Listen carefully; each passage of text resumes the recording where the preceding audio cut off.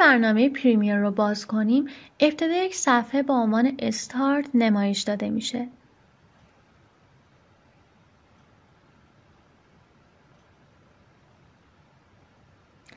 در این بخش توی این کادر نام پروژه‌ای که انجام دادید و ذخیره کردید نمایش داده میشه و با کلیک روی هر کدوم اون پروژه ها رو باز میکنه. بخش دیگری که نمایش داده میشه نیو پراجکته. با انتخاب این گزینه یک پروژه جدید ایجاد میکنیم. و حالا بخش اوپن پراجکت. با انتخاب این گزینه میتونیم پروژه‌ای رو که از قبل ذخیره کردیم رو باز بکنیم. پس از کلیک روی این بخش به محل ذخیره پروژه میریم و پروژه مورد نظرمون رو باز میکنیم. حالا برای یک شروع پروژه جدید روی نیو پراجکت کلیک میکنیم. بعد از ایجاد پروژه جدید یک صفحه با عنوان نیو پراجکت باز میشه که در این بخش باید یک سری تنظیمات برای پروژه رو انتخاب بکنیم. در قسمت اول نام پروژه رو در این قسمت بنویسید.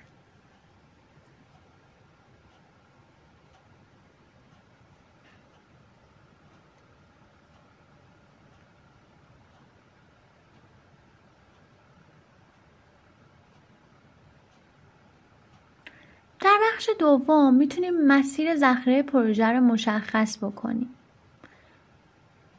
میتونیم پروژه رو در هر فایلی که دوست داریم ذخیره کنیم.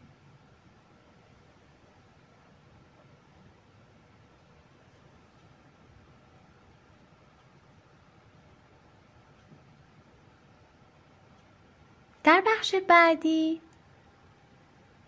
نحوه رندر و اجرای فیلم در نرم افزار رو میشه مشخص کرد. رندر یعنی همه تغییرات ایجاد شده روی پروژه اعمال بشه و سپس نمایش داده بشه.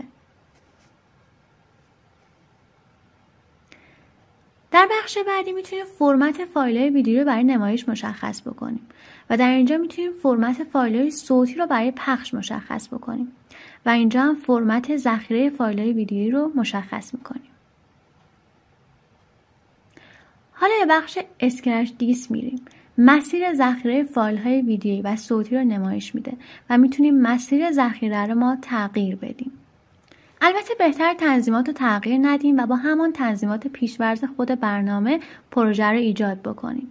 پس از انجام تنظیمات روی اوکی کلیک میکنیم تا وارد محیط برنامه شویم.